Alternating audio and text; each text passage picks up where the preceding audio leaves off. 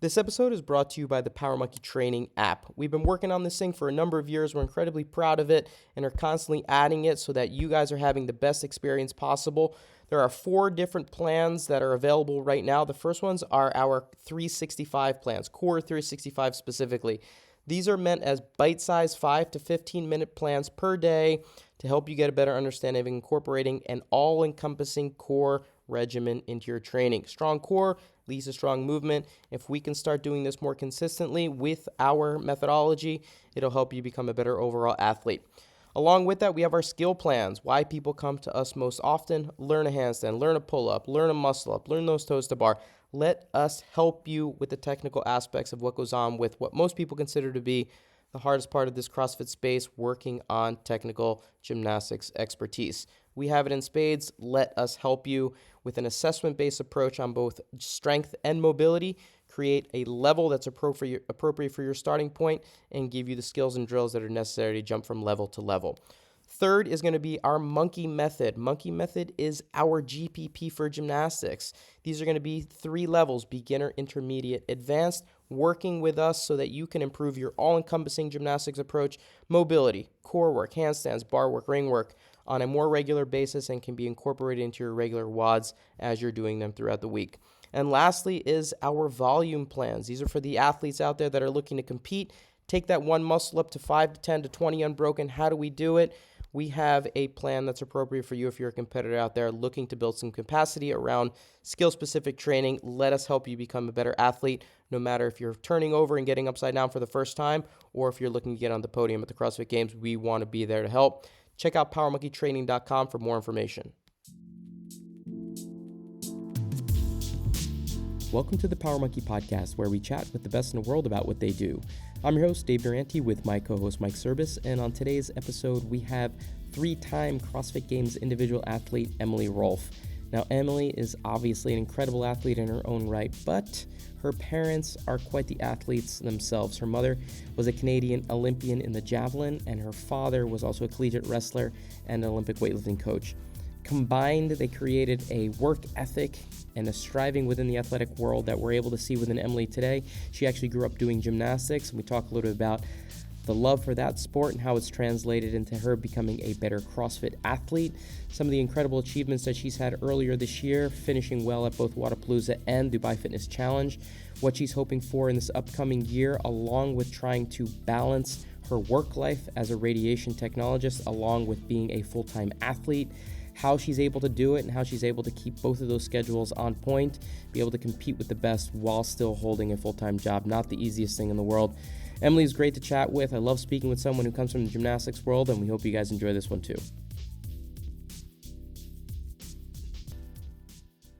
Well, Emily, thank you so much for taking the time to be with us today. It's kind of an important day, I guess, in the CrossFit world, being we're recording this for all the listeners out there on the announcement of the first workout for 2023 season. 23.1 will be announced later today. I'm curious what your day looks like on a day like this. Is it just kind of relax, listen to the open announcement, or do you do anything specific? You know what? A couple of years ago, it was like when you had to make regionals through the open or even the games that one year, it was quite a stressful, like, rest and be ready for tomorrow kind of thing. But now it's just, I'm training through the open. So it's normal Thursday. I'm going to go for a swim after this and get my body work and physio done, and nothing special. Will you watch the open announcement? Later. I'll probably miss it. I'll probably be at one of my appointments, but I'll watch it later. Yeah. And then are you one and done? I'm assuming, since it's kind of like a ramping up process, you're not trying to win the open. It's just kind of a stepping stone in the entire process. But are you one and done athlete? Yeah, exactly. I'll hit it tomorrow morning and then just resume on with my training day. Excellent. Mike, how many times are you going to be doing it? Ooh, I mean, I get pretty intense. So there's a joke. I'm the most passively fit person on our team, Emily. So they like to tease me when it comes to doing anything open or Metcon related. But I will partake. You got to win. The pressure's on. Yeah, I will. No, there's no competitive nature with me anymore. But I'm super happy to do it and have fun with everybody. That's not true. So. You're like secretly competitive. It's like, no. Occasionally. And then the lights turn on and Mike turns it on. So, No, occasionally. Did, But did you share the tuna fish eating competition with her? Right? Oh man. All right. Sorry. So, Hold on. I just yeah, Emily, more even than the listeners know us, but Emily, I apologize so much that you like came onto the screen and we were already bantering at you like you're one of our cousins or like something. Oh, And all good. All good. But yeah, you're gonna get a lot of dumb stories about me throughout this talk. now here's one of them. All right. So just right. give you some context to Mike's competitiveness at Power Monkey Camp 5, I believe it was years ago. We were sponsored by a canned tuna brand, right? Tuna, Yes. all fish. They're amazing. They're incredible products. But we had a bunch left over and we started having a tuna eating competition one night just because we are competitive in everything that we do. Because Hinshaw likes to get people in little challenges. This was Hinshaw. It was our Thursday night challenge night. Yeah. Yeah. And so everybody was like, okay, it started out pretty ridiculous, like 10 tuna packets in 10 minutes. Could anybody do that? And it was like impossible. Like nobody could just even, it was just like eating sand. Too dry. So yeah. And then so slowly worked its way down to like, who could eat 3 tuna packets the fastest? And like Duke Van Fleet, one of our gymnastics coach, tried it, couldn't do it. Jay Leiden, one of our programming coach, Conquer Athlete owner, couldn't do it. I tried it, couldn't do it. A bunch of our, it was like embarrassing. Nobody could. Mike came over. The theatrics of it were what were embarrassing. Everybody was like gagging and like making a big show of it, and I had enough, Emily, and I just wanted to show them what a seasoned weightlifter who had eaten lots of dry tuna in their days because it was cheap and easy protein.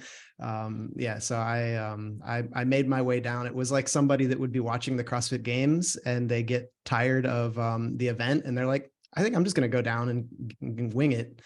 So I came from the back of the crowd and just pretty much ate everything in like big gulp of water really, really quick. It was unbelievable. And there's an image that maybe we'll put in the notes, Jordan, so everyone can see. There's every camper, every coach, there's like 100+ people watching this all happen. This pile of money, we started betting on it. It was like this ridiculous thing that happened.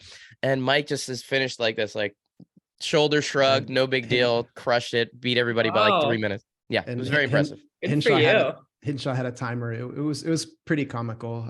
So if you're ever coming to visit us at camp, I don't know if we'll ever have another one of those, but on our challenge night, it's usually a little more athletic.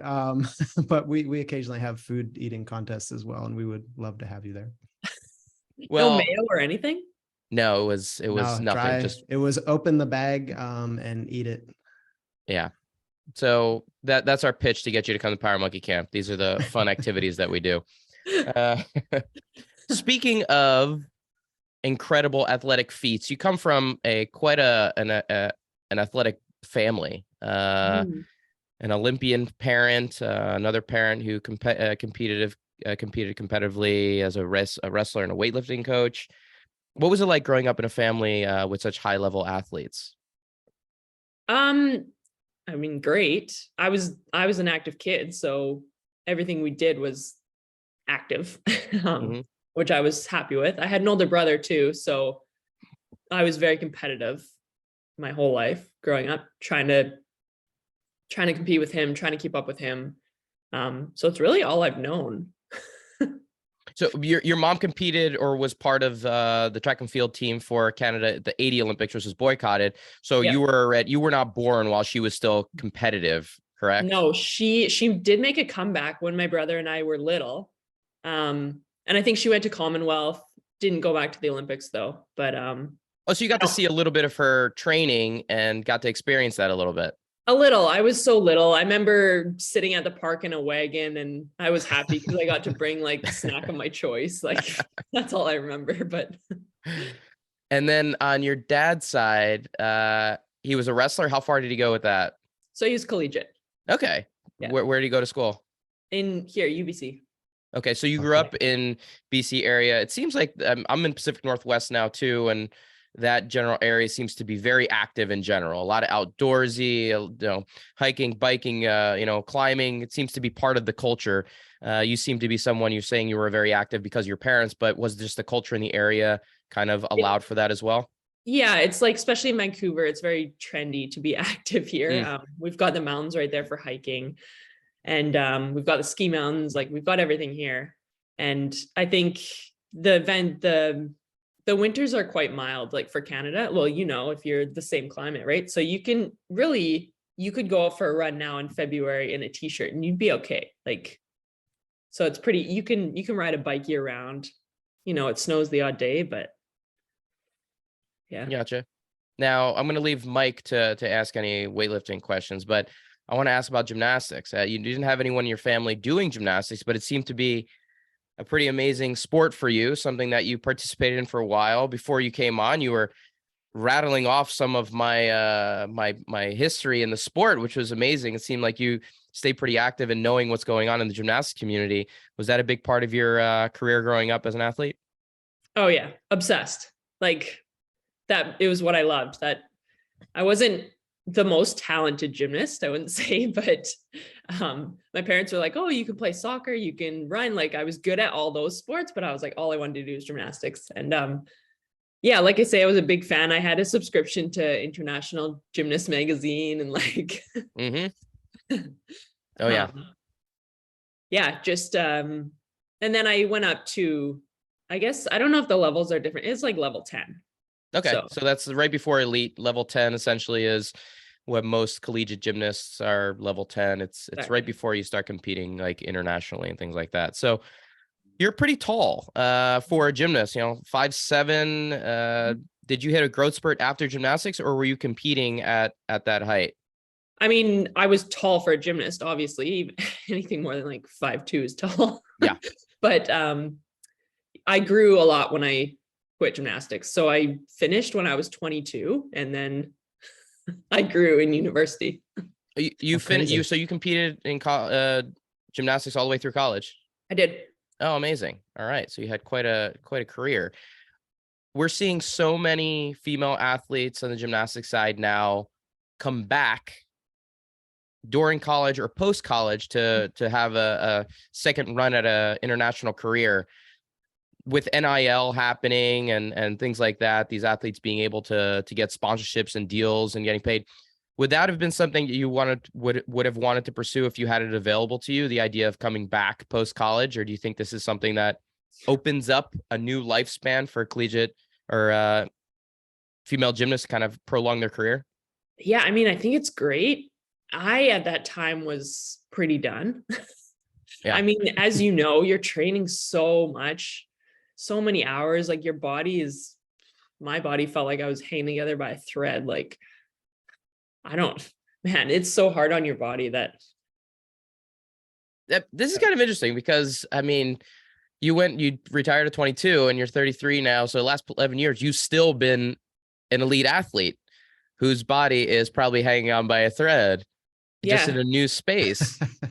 Do you think It's that true. kind of prepared you for what you're doing now? Or is it like different teardown, different breakdown, different mental capacity needed, different strategies? What's different now than you saying I'm hanging it up at 22 because gymnastics is Yeah, I would say it's very similar, like the two sports. But I don't feel like my body's as broken as when it was in gymnastics. damn you gymnastics. Yeah. Yeah. So I don't know if it's the year after gymnastics I took off and I started pole vaulting. So all I did was weightlift and pole vault that year. I don't know. And then it felt pretty good. And then I went into CrossFit, and yeah, just not as many, like, I had stress fractures in gymnastics and a lot of overuse. And I think you're just pushed to train and, do the numbers and the volume a lot more than CrossFit. You can be a little bit smarter with that. Yeah. I'm Mike, I'm going to let you jump in now because I'm going to continue on this gymnastics conversation unless you want to say something. Nope, continue. We'll talk about gymnastics all day. Yeah, exactly. The one thing I will say there is that I think you're exactly right. And this is a conversation that me and Dave Tilley from Shift Movement Science, one of our PTs that we work with closely, that has had a real hand and is having a hand in helping the gymnastics community train smarter and train better so that they can have longer careers, so that we're not, taking kids from 5 years old and putting them into a regimen that makes them broken at 15, or, hoping that they give up the sport by the time they're a teenager.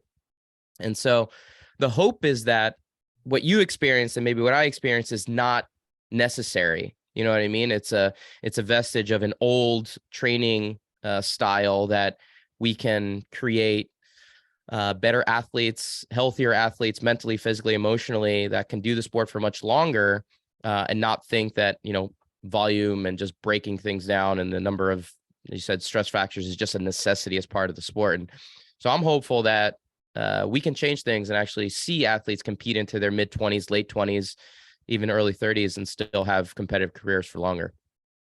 That would be, yeah, that's super cool. I guess the devil's advocate would be like, well, if you want to be the best of the best, like, I don't know. Yeah. Can you handle it? Well, let's transition into the CrossFit space. First of all, what you did in gymnastics, pole vaulting, weightlifting, specifically gymnastics, because it seemed like it's when you gravitated towards the most. What did you take from those sports that you actually apply today? And, we spoke with Jamie Simmons earlier this week. We've spoken to so many, especially on the female side, athletes that are competing at such a high level that all came from gymnastics. And it seems to be the number one feeder into CrossFit on the female side. Is there something that really you lean on as a former gymnast that kind of highlights your ability to now succeed in the CrossFit space? I don't know. Well, for sure, like the mental side, you're used to the grind. You're used to being in a gym 4 or 5 hours a day. You're used to working on a skill for forever till you get it. So anything in CrossFit really came quick to me. Like I felt like it came quick. Like I remember my first muscle up, I think it was within my first couple of weeks of doing CrossFit. Like it was just like every skill, it was easy to get comparatively to gymnastics. Whereas like I tried like to get a Jaeger, a release move on bars, man, that took me like 6 months or like a year, like stuff like that. But I think just the body awareness and like knowing your body so well and kind of the athleticism you get from gymnastics. And I don't know what it's like to learn how to walk on my hands as a 30-year-old, which a lot of CrossFit people, that's when they had to learn. Nobody's done handstands before, but like me, I've been doing that since I was 4, right? So like I'm used to being upside down. So I think you kind of take for granted how easy stuff like that is and how comfortable I feel on my hands. Whereas I can't imagine learning that as an adult. Like, yeah, absolutely. Well, ask Mike about that. Mike started learning handstands in his 30s. How was that? I don't want. Yeah, I feel like we have turned this conversation to me about some of my things, so I'm gonna hold off on that. I have a question. No, you're kicking ass in your handstand. Tell everybody how long you held a handstand for yesterday. Okay, yeah, this was tragic, Emily, but then I do have a serious question for you. I wanted to do one handstand hold yesterday, and because I just stretched a lot, and then I thought I'll just do one hold, and I'm trying to get over a minute, and it was 58 seconds, and I was like super happy, but then I was like, no, because all it was I got a little bit cocky and felt nice, and I tried to shift a little bit to one side because I felt a little uneven, and as soon as I did that, my elbow just lost it, and then I was done. But that's I have more important questions for you than talking about my epic. Was that without walking, like without? Yeah, no walking. Yeah, no walking. So I mean, Dave had a very strong influence on me once I joined Power Monkey many years ago, and I was definitely. I mean, I was a weightlifter my whole life, and so I guess connected to what you said about can't imagine learning these things as an adult. The first goal I had when I met Dave was I said, I want to be able to do a back tuck before I'm 30. And I think I was 29. And he's like, well, have you done it on trampoline or anything like that? I'm like, no, I've never done anything upside down. I've never even kicked up in a handstand. So that was like one goal. And then now I'm on the quest of, like one minute handstand, no walking and all those things. And it's definitely, it's strange when you haven't done any of those things as a child. So it's, opening up, I think, caverns and canals in your brain that have been cemented over. That to me is, I can't imagine that. Yeah. Whereas, Kudos. snatching or clean and jerking or anything like that, like that's a walk in the park in terms of movement patterns.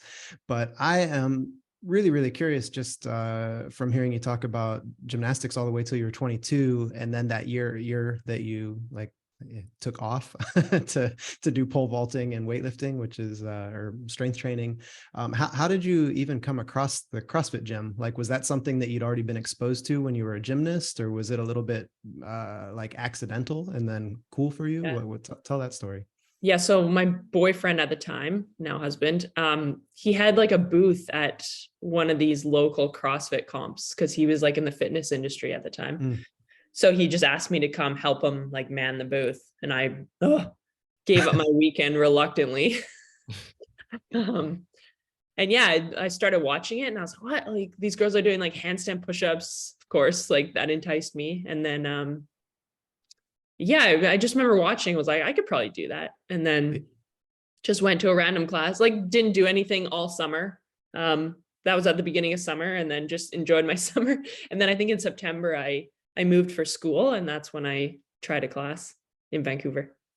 Oh, amazing. Yeah, I'm always curious with these things. And then seeing your background and your family's background, it's like, okay, she was kind of bred to be a CrossFitter as a sport that like developed with, I would even think maybe I know Dave wants to ask you some questions about some of these grueling events that you seem to thrive in. But the mentality side, I wonder if you got some of that from your dad too, just his wrestling background. And I feel like wrestlers are just synonymous with grinders and like being cool, just suffering. So, Yes. Dave, I don't know if it's a fair transition. I'm curious to hear about Emily's experience in Dubai. So we were asking Jamie about it's the Jason Khalifa Tower. Is that what it is, Dave? What is it? The Burj Khalifa, very close. There we go. That's Jason's cousin, though, correct? Yes. Okay. Yeah, so we were kind of trying to get inside Jamie's mind as she had a really good showing in that event. So yeah, was that like a yoo-hoo, like fun one, like let's get to work, or what was that like for you? Yeah, so when they announced that, I was super excited because you're right, like it is very mental, grindy, it's long, it has my name written all over it. I was disappointed to finish third, to be honest, but that's how she goes. Yeah, Jamie killed it.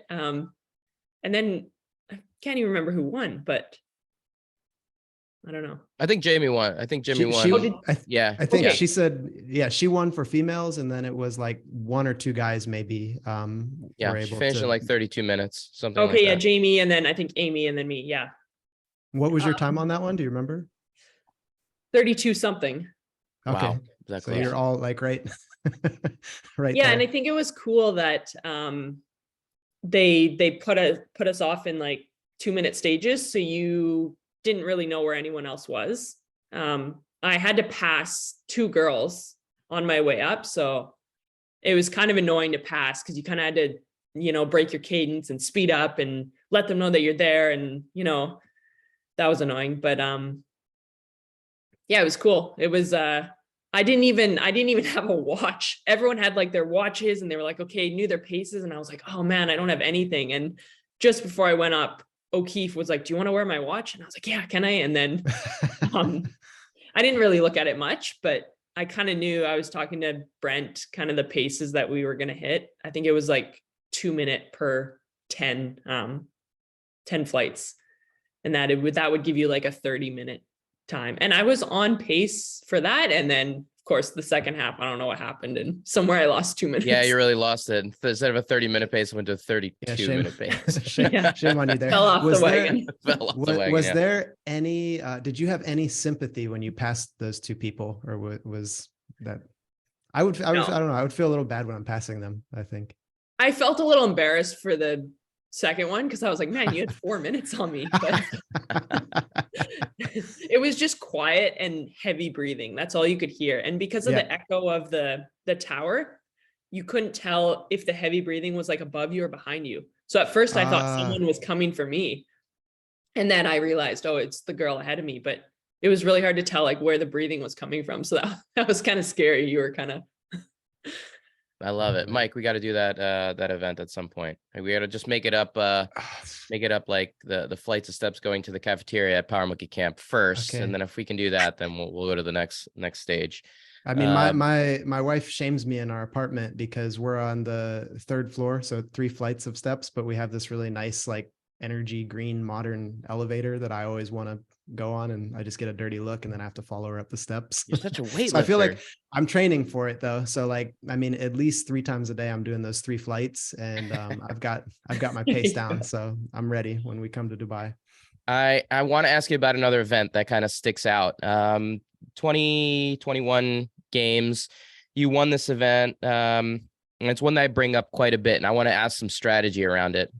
The workout was 30 toes to bar, 1.5 mile run, 30 toes to bar, 1.5 mile run, 30 toes to bar. And I bring this, whenever I'm teaching seminars, I bring this event up with regards to different types of toes to bar that I like to teach. One that's more compression based, that maybe you as a gymnast did a lot on stall bars, where you're working on strict action, trying to bring those legs up, keeping the torso as vertical as possible, versus what we see in the CrossFit setting a lot, where there's no wall or barrier behind you. And I like to call it more of a bar to toes instead of a toes to bar, where there's an extreme lat activation. You're pulling down aggressively, and you're kind of limiting or stunting the amount of compression that's needed, bringing the legs actually up. And I think that both of those variations need to be trained, especially the compression one, because most athletes don't ever focus on it. And I'm just putting it out there to the world. I've mentioned this a lot. I think that strict toes to bar are going to come up in a competitive setting soon. I think I have this picture that in my mind of a beautiful Zeus rig with stall bars all the way across the competitive floor. And I know as you as a gymnast are kind of hoping for something like that. But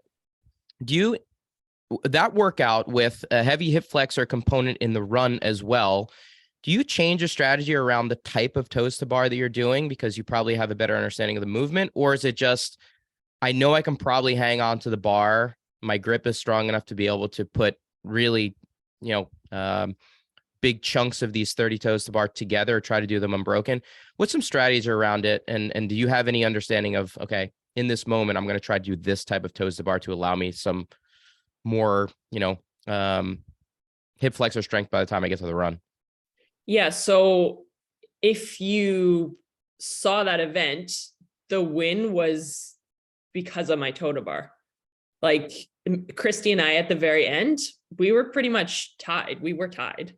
She might have even jumped to the bar a bit ahead of me. And the only reason why I won at the end is because my toe to bar were faster. So that was the factor of winning.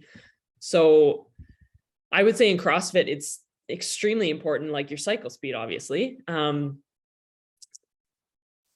being said, I lost an event in Dubai, I think it was 2019, to Sam Briggs. The event was a 60 cal echo bike, 60 toe to bar. That's it. 60-60. And it was, they announced right before the event, 10 grand event. So I was like, wow, boom, like this is mine. And I'm first off the bike. I probably got at least 10 toe to bar in before Sam got to the bar. And darned if she didn't pass me, because her cycle speed was just like that scoop, like so quick. And I was like using my swing. And ever since I lost that event, my coach Kyle was like, "Kate, you need to learn, if something like that comes up, you need to learn how to cycle really quickly." And that kind of stuck in my head ever since then. And now now when there's a toe to bar event, I'm pretty confident because I'm pretty quick. Wadapalooza recently, there was a sprint event. It was like a 3-minute, I don't know if you saw it, toe to bars, lateral hops over, and shuttle runs. I think my total time was like 2 something. So it was like a sprint. And I won that event again because of my toe to bar. And even though I'm a taller athlete, I probably shouldn't be winning an event like that. But because I've learned to cycle my toe to bar so well. Yep. I love that. And I would highly recommend everyone going to watch that actually, it is on YouTube that you can watch the last sprint between you and Christy in 2021. She did get to the bar like a second before you, got up at the same time. And obviously you're a lot longer than Christy is. So like she has a shorter range. She has a shorter lever. So you would think in theory, it makes sense for her to have a faster cycle time. Her toes to bar were very beautiful toes to bar. They're really well done. They were just more of the bar to toes type of toes to bar that was a little bit more lat activated, much more swing, as opposed to yours that were a little bit more strict. They were a little bit more compact and more bringing the toe to the bars rather than the bar to the toes. So you were able to make them more compact. So there was strategy there. And even though you have a longer lever, you were able to cycle faster because of how you approach a toes to bar. I think this is so important. So my question to you would be, if you had a workout that was toes to bar and rope climbs, something like that, where you would have potentially heavy lat activation on both if you did that strict type of an action, would you consider doing one that's a little bit more hip flexor related, more compression based, so that you can save some of that lat activation for maybe a rope climb type of an action? Yeah, that's smart. I mean, it depends on the length of the workout. Like, do you have, if it's a sprint, like, do you have time? Do you, Sure. It depends on all that. And I think naturally, as I get tired, I'll resort to like a bigger swing. But if I'm fresh, I usually do them like the more strict way. And I think a lot of people, like, maybe they can do that, like they can try that way, but people don't have like the background strength to maintain it through a workout. And I think like everyone can learn that technique and it's fine, but to do it in a workout, it's a totally different thing. And like what you said about the stall bars, like, yeah, we always had to do strict toe to bar on those. Well, we called them wall bars, but same thing. And I kind of like maintain that, like I'll do a bunch of strict toe to bar once a week, like in my workouts, in my warm up, just that strength and that base is so important, so that when it comes time to be able to cycle them the harder way, because it is a harder way that you can, it's no big deal. Yeah. And I think it's funny they bring up Sam Briggs there too. Sam is like so strong. Her capacity is like through the roof, but I think she is limited overhead. So like her swing is also really compact. So it's not like she has the ability to vary it up according to what workout calls for. She's just so strong and has the capacity at such a high level that, you know, her doing her strict is the only way that she can do it, and she can just sustain it. So it is interesting to be able to apply it. And I apologize for turning this into a toes apart discussion for so long, but I find it really interesting to be able to kind of break down some of the nuance around movement like that, especially with someone like yourself that can maybe appreciate some of the differences there, and athletes coming into the open season start looking at toes to bar in maybe a little bit of a different way. The way you train, you talked a little bit about, you know, some of the things you apply into your warm-ups. And I think from what we did a little bit of, you know, searching on the interwebs and things like that, you may have the most interesting training environment I've ever seen from not just an elite athlete, but maybe any athlete. Can you tell me a little bit more about this parking garage setup that you have? Because I've never seen an elite athlete set up in this way, and I think it's fascinating and awesome. Can you tell me kind of how that came to be and what that's all about? Yeah. So to clarify, now I have a garage gym, like a normal person. Yeah. So we moved. The housing in Vancouver is not cheap. So anyways, yeah, we used to live in like a small townhouse with a parking garage underneath. And I don't know, we were at one of these local competitions and they were selling off the equipment for super cheap, you know, as they do at the end of the competition. And there's this big like squat rig, and Kyle was like, "Oh, we should get it." And I was like, "Where are we going to put it? Like we live in a townhouse." He's like, "Oh, we could put it like in your parking spot." And I was like, "I don't know." And anyways, we put it there. We added weights. We added like a rower. It just kept growing and growing to this like little parking in like a single car parking stall. And then I had my ski erg and my assault bike like in my house. So I'd like bike or ski to warm up in the house, and then I just put on my shoes and go down and work out. And Strata never said anything. Like I say, like, and they're just cars next to you, you know, like the whole parking garage is filled up with cars, and yours has a little gym setup. It was awesome. I like. Did you ever get any comments or anything from the other people in the garage or anybody in your No, I mean, building? my neighbors were like, knew I was psycho. They just went with it. Well, when you're best of the world, they're like, hey, this is just how the elite train, you know? Parking garage. You can never do that in New York. The parking spots in New York are like $1,000 a month. It's like another apartment. Can you imagine like having to try to get apartment or a parking space in New York and be like, yeah, it's another $1,000 to be able to set my rig up every month. Like, no, I mean, I don't that's a think it's gonna cheap happen. rent for a little gym. Yeah, that's true. That's true. You do If you personal start training doing, out of it. I and was just stuff. gonna say, if you start doing some personal training there, this might be a new business model for city trainers. It could be. It could be. Now, along with your training, can you tell everybody about your job? Because you have full-time job, and this is another thing that's becoming more rare within the space right now, that athletes, becoming more professional athletes in the sense that they're doing it as their full-time job, maybe having some hobbies and things like that outside of the gym to kind of keep some sort of balance. But you're kind of other way around. You have a full-time job, and then the competitive side seems to balance it out. Can you tell us a little bit about what goes into your job and how time consuming it is?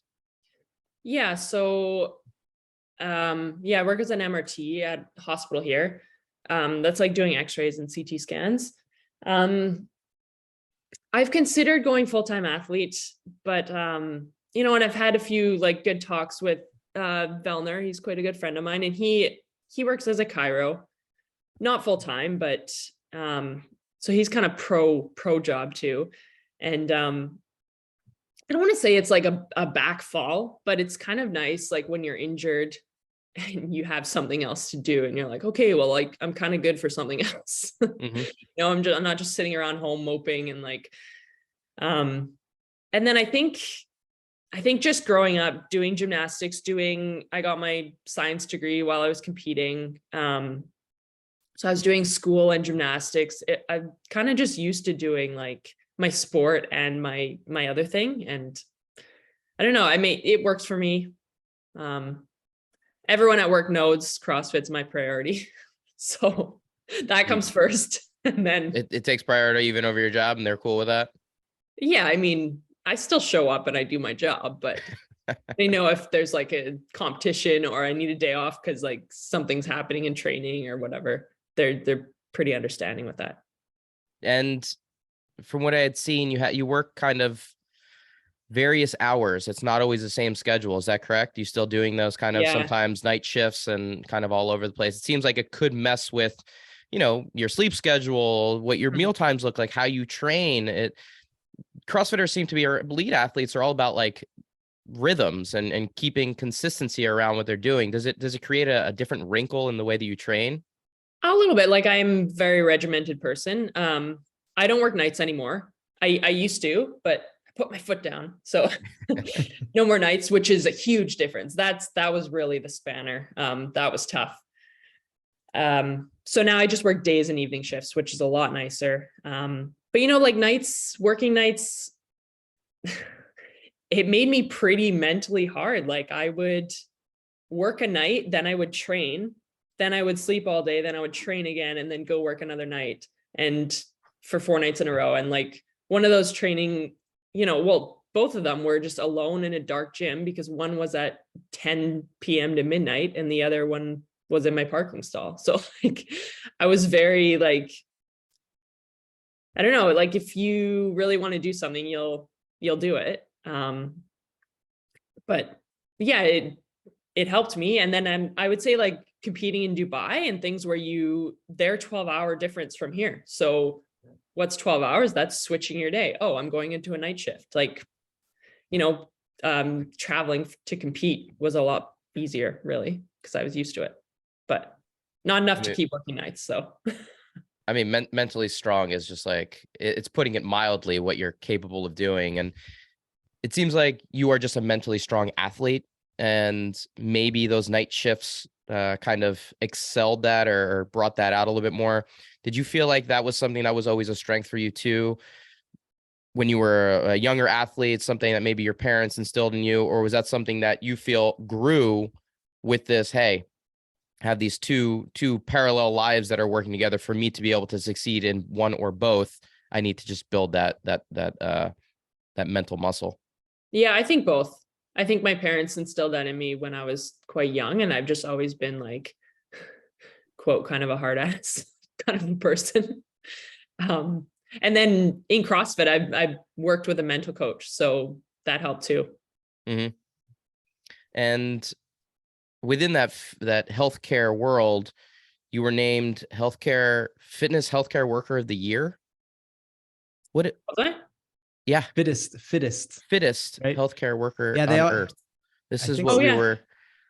I don't even know what that means. We were just told that happened back in 2021. And is this an accolade that you were bestowed and you don't even know that it happened? Yeah, I'm still waiting for the certificate in the mail. Oh, we can get we'll get you a golden stethoscope. And Ooh. I think it's just like, well, because CrossFit calls it fittest athletes, right? So if you're the fittest in that industry. Okay. All right. I got you. So are you the only one in that space that finished? So you finished the highest in that space at the CrossFit Games. So you become that, and they add another diploma to your list of things. Yeah, I think if you look at the girls that beat me at the games, none of them work in healthcare. So that makes me. Okay. Interesting. All right. That's fair. I thought it was some form of real golden stethoscope. I was hoping you would show I think it it to comes us. out of the open, actually, not the game. So Oh, does it? Okay. it comes Yeah, out. yeah. Yeah. So if you're a firefighter or a first responder, you qualify for that in the world. they have teachers. Yeah, they pick a Oh. few. I feel like they need to broaden their categories though. They leave some people off, you know. Yeah. Which one would you like to see added, Mike? Oh, Deli worker. public transit drivers. All right. All right. I think they don't get enough love, that's for one. sure. I don't think so. No. Emily, I'm curious with your parents how integral obviously they were, not just with your genetics but with mindset and culture and things. Are they still active? Yeah, they're crazy. They're 66 now, and they're like Monday, Wednesday, Friday, they're at the gym, like without fail. CrossFit? Tuesday, Thursday, they're skiing or they're running or they're biking. Like they're like da, da, da, da, da. They do CrossFit or they do their own thing? They Olympic weightlift. Yes. Look at that. So like Mike. my dad's still like weightlifting, like at 66, and the he's in his prime. He has is still better than me. Like, yep, he's in his prime. So Emily, we have like I don't even know, we'll call it like 1 degree of separation. So your mom was on the boycotted Olympic team 1980. Yeah. I have a Team USA jacket from the boycotted Olympic team 1980 because basically like he would be like my weightlifting god uncle, let's say. So my coach who I grew up with, his best athlete, who was definitely better than me, he was on that team. Like that was his peak year. He was national champion in the US and placed pretty high at Worlds in 78 and 79, and then made the 1980 team. So I got that jacket from him when I was attempting to make a team as well. That's so cool. But when I saw it, I was like, oh, cool. So then, we're part of the boycott. I can't imagine the disappointment. Like you're training for 4 years. Well, Dave, you would probably relate a little bit, but like in 2020, when like we kind of missed the games, like I was one who made the games and then got cut when they took the field down. And it was so disappointing. It was like, man, I've worked all year for this. And I talked to my mom about it, and, it kind of put it into perspective. And I was like, wow, this is 1 year though. Next year, there'll be another games. Like I don't have to wait another 4 years. That's insane. I don't think people really have enough understanding and respect for what those athletes gave up in 80 and that's your life, because most of it is one and done. You know what I mean? It's not like you have a second run at an 84 or you were in 76. And so most of those athletes, it was just that one shot at it. And that was when they were at their prime. So it's a really unfortunate situation. They gave up a lot. That's for sure. Mm-hmm. Yeah. And we've talked about it with some other guests, Dave, and it's, you made a point, Emily, there where it's like, if you miss the games, there's a good chance you're like, I have next year. Yeah. And it's there's so many crazy Olympic level athletes that were phenomenal on all the in-between years, and just by luck of the draw, especially with like I think even more so maybe female gymnasts, where you're just kind of the age, in that age range where it's like, oh man, I was like great in between each quad. Like I was like 13 and then I had to wait till I was 18 or whatever. Mm-hmm. Yeah. Like 4 years is so long. That's why we were talking about from earlier. It's cool to see especially on the female gymnastics side, because the window is even smaller than most other athletes, to see them expand their lifespan and be able to say, hey, I'm 22 and I'm coming back and making another run at it. Suni saying, I'm going to try to, come back for 2024 and win 2 Olympic Games in a row. And like those things wouldn't have happened a decade, 2 decades ago. So yeah, like you're hopeful saying, that- the girls, like once you went to college, that was kind of, you do that, you're Yeah. done. Like you're not coming back to elite, like especially you got to beef up your routine like 10 times more, right? But No, it's absolutely. so cool they can do that. Yeah, it is. It's really cool. And it's encouraging to see not just Oksana Chusovitina, who if no listener out there knows who she is, please go and do some research on Oksana. She's one of the absolute Olympic legends, not just gymnastics legends. She is just a testament to what the human body is capable of doing. She's a mom. She's in her 40s. She's competed in 8 Olympic Games, just like the kind of thing that most people like don't even think is physically possible. She's done. Isn't she past her 40s now? She's right at, she may be in her 50s now, but she's unbelievable. So I would highly recommend using her as kind of the barometer at the top end of what's physically possible, Speaking of what's physically possible, I don't think we can end the podcast without talking a little bit about what happened last year at the games. And not so much just because of the injury. And I think most people know what happened to you in terms of the blood clot and the emergency surgery and how scary I think that was for everybody. Obviously yourself, but even the spectators and all of us who were at the games, it was scary for all of us to kind of see how that all played out. I've heard you talk about kind of the rehab process and how it's all gone, but that game seemed to be teed up really well for you with the events and the way that Boz had kind of programmed things. Were you even more disappointed that you weren't able to compete because of the way that things kind of played out in terms of the events, aside from the injury itself? Did you feel like this could have been a really solid games for you from a movement perspective? Yeah, 100%. I mean, hearing you say that is still like, it's still salt in the wound. Of course, but what do you do? Like, what's the event that was in there that you didn't get to do that you really wished you would have been able to show off? The Capitol. I was just because, like, of course it was iconic event, but I think it would have been a really good event for me too. I like to run and do grunt work, and it's long. And yeah. Have you tried any of the events that you weren't able to do? No, I don't think I've done any of the events from the games. Okay, no. just curious. You haven't tried the Capitol afterwards, just walking through traffic? No, but one of my friends, his like gym owner, their gym is like in a bottom, people live on top. And so there's all these stairs, and he bought those Hassafel bags or whatever they're called. And they do it like once a week. Like they go up the stairs with these bags. And I'm like, you guys are crazy. Like, is he like a strongman? Is he like, no, they're just obsessed with that workout. Like, wow, it's so weird. That was a pretty iconic event. When we had Rebecca on talking about her experience with it, I think that image from the games is not like the image just from the games from that year, but it's one of the iconic images of all CrossFit Games. I think the whole crowd behind her. Yeah. That was cool. I was hoping that you would say one of the gymnastics events, but handstand push-ups, wall facing. How are you at those? They're hard. Yeah. They're especially hard. as a taller athlete, longer limbed athlete. I can't imagine it's super easy, but do you anticipate that's going to be something you see again, or do you think Boz is going to step it up and do something like a freestanding handstand push-up?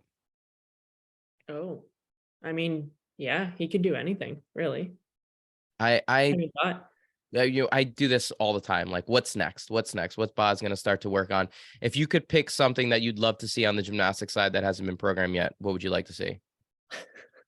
Something that not everyone can do. Standing back tucks. Burpee back tucks. Something only the ex-gymnast can throw off. Speaking as someone who has knocked themselves out cold doing that, I don't want to see anybody trying to do that. Yeah, you left that part out earlier in the conversation, Mike. Mike was like, I had a goal to do a backflip, and then I moved right on to handstand holds. What he didn't say is that he got a really good back tuck, like a huge back. Weightlifters have incredible verts and just like can jump through the sky. but maybe landing gear needs a little bit of help. And air awareness is not so high on the on the profile.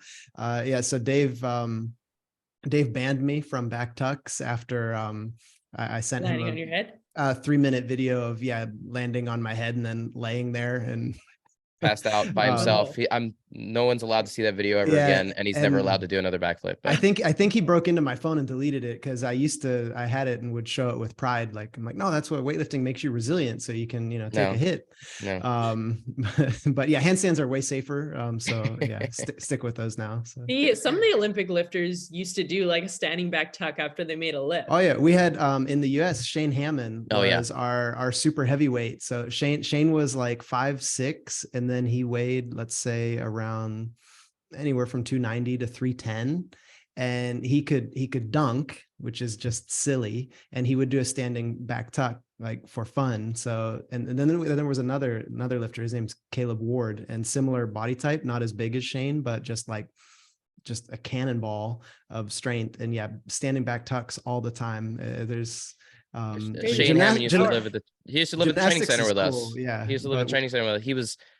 He's incredibly sweet, awesome guy. And the kind of thing you're like, I don't know how this is physically possible. I don't know how this human being can get off the ground in the way that he's doing. It's just like another species. He's incredible. Yeah, it's like if we put Alex Smith in just like one of those giant inflatable sumo suits and then had him start doing some of the tricks that he does. That's how Shane was. So upcoming season starts today. Maybe not for you. Starts tomorrow morning when you actually do the first open workout. What are you anticipating? It seems like you're healthy, ready to go, mentally capable. What are the goals this year? Well, one step at a time, but top 10 at the games for sure. That's the goal. As far as what I'm anticipating, I don't know, like you always think it's something and then you're thrown off anyways, but so I just don't even bother myself. I did have a bit of a calf injury at Wodapalooza. So I'm kind of still rehabbing that. So fingers crossed there's not a million double unders. That's the only thing. I'm kind of like, I haven't been skipping a whole lot. But other than that, looking Castro forward. did put out a red I saw that. Is arrow. he programming?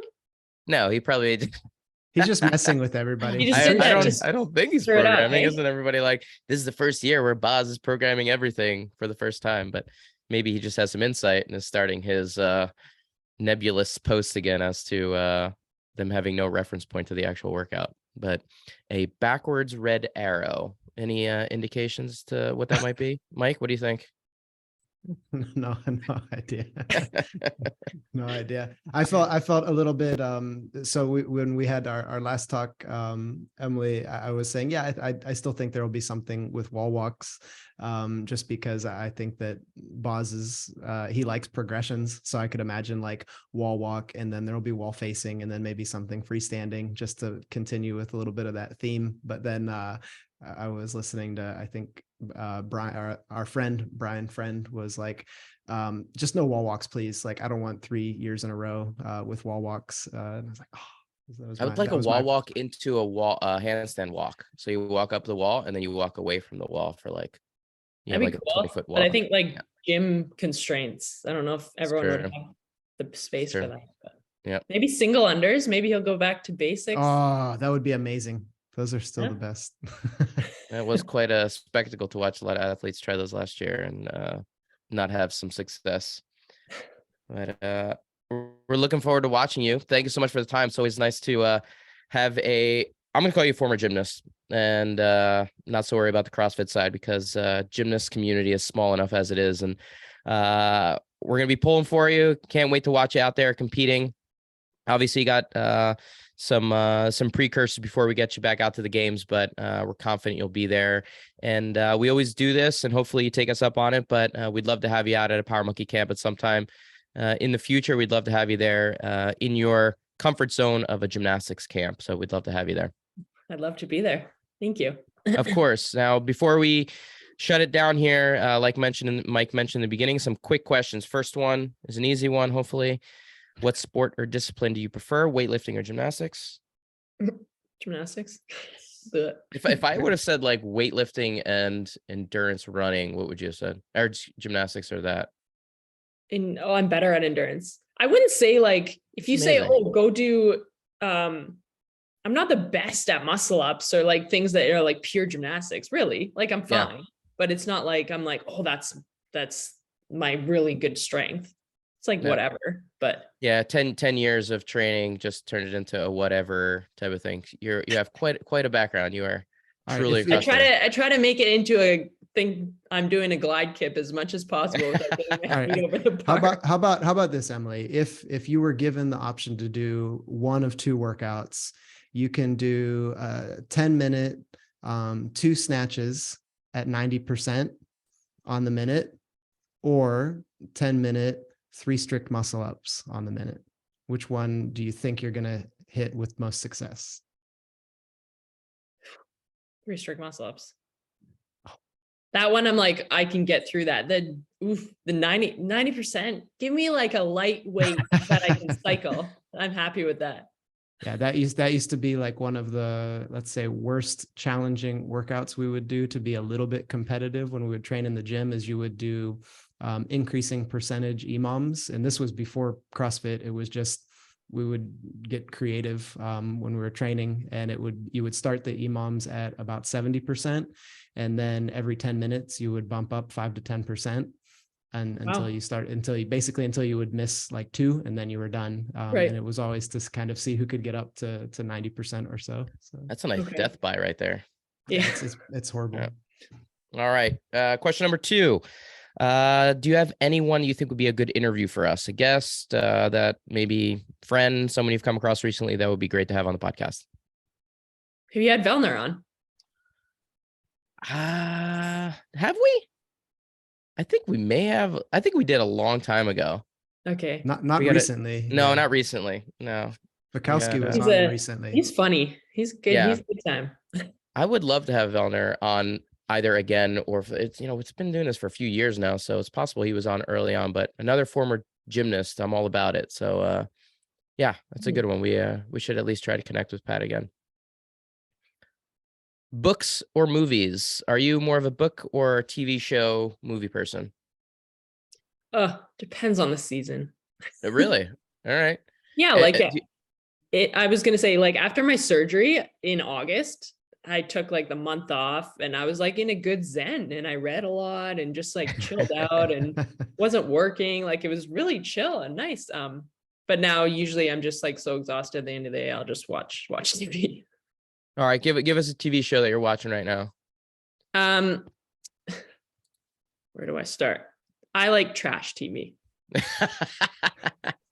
So Emily in Paris, I loved. Oh my God, my Too wife Hot to loves that. Handle, Love is Blind, The Bachelor, Oh, like reality stuff. All right. Bachelor All in right. Paradise, Grey's Anatomy. I don't think my wife has put on Emily in Paris a couple of times, and I've fallen asleep within the first like 3.5 minutes. And I'm like, Oh man, I it's so good. watch this. Good to know. All right. Fantastic. Mike, there's some TV shows for you to watch while you're going to bed in Hamburg. There we go. I'll put them on the list. Well, Emily, thanks again for the time. And anything you have going on, where can people follow along with you right now as you get into the season? Just my Instagram will have whatever I'm doing. What's I the don't have handle? YouTube or anything. It's my name, Emily_Rolfe 19. Excellent. Well, thank you again for the time. It was great chatting with you. Love talking with former gymnasts, and we're really looking forward to watching you out on the competition floor this year again. For all the listeners out there, please be sure to head over to Power Monkey Fitness for services and upcoming events. Check out our Instagram pages for regular teaching and technical content at Power Monkey Fitness, at Dave Durante, and at Mike Service. On behalf of Power Monkey Fitness, we're your hosts. I'm Dave Durante with my co-host Mike Service. And until next time, thank you all for listening.